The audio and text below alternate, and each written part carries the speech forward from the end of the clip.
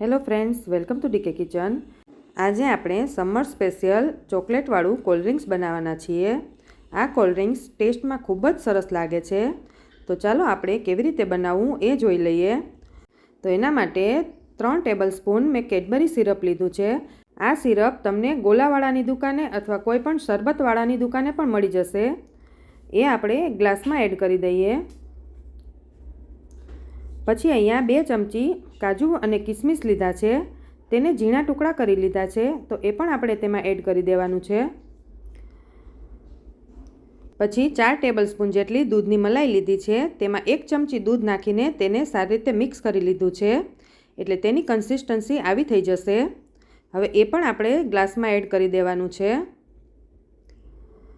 એટલે આપણો અડધો ગ્લાસ ભરાઈ ગયો છે. હવે આપણે તેમાં બરફનો ક્રશ નાખતું જવાનું અને મિક્સ કરતું જવાનું છે.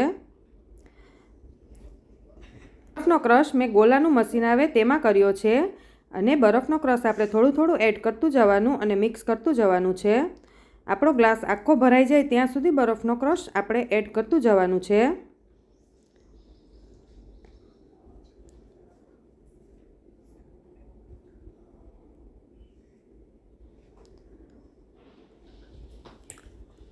આપણું કોલ્ડ ડ્રિંક્સ હવે તૈયાર થઈ ગયું છે.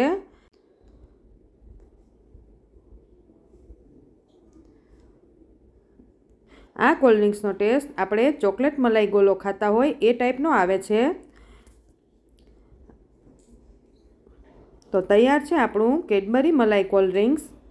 આ કોલ્ડ ડ્રિંક્સ તમે ઘરે જરૂરથી એકવાર ટ્રાય કરજો.